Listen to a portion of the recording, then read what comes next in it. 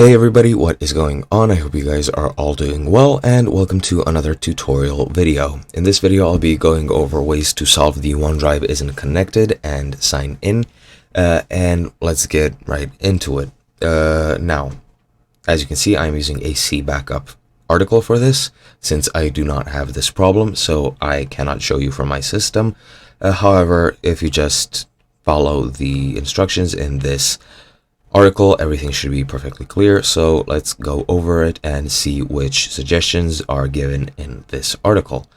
Now here you can see why possibly you are not able to sign in and connect. However, we won't be going over reasons, we'll be going over fixes. And the first method, of course, is always check the internet connection. You can do this by going into settings and network and internet, then click the network troubleshooter to try and diagnose and fix the problem.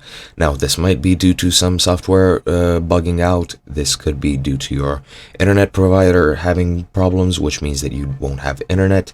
So that might be one of the reasons. So just check your network is stable first. If that doesn't work, you can try and restart the client by clicking on the OneDrive button in the desktop in the lower right corner on the taskbar. Once you're there, click the More option, and from there click Close OneDrive, and you might be able to fix it this way. Then you can just click the Start button and search for OneDrive and open it up, and it should fix the problem. You can also update OneDrive manually by going to the OneDrive website and clicking Download and installing the latest client to the computer.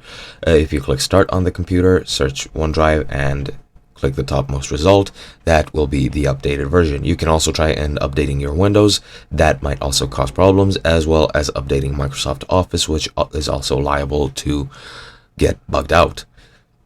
Now, you can also disable your security features by navigating to Windows Security and just turning off the switch under Manage Settings under Real-Time Protection.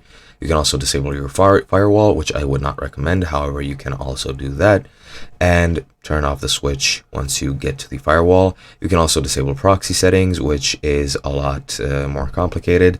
Well, not really. Go into Settings, Network and Internet, and Proxy. Automatically detect settings, turn on. Setup script turned off, and use a proxy server turned off. That might also fix it. You can also restart or reset the OneDrive application by going to the command prompt and run it as administrator, and then write this string here, and that should fix your problems. And that is pretty much it. I hope you guys enjoyed. I'll be seeing you guys in another video.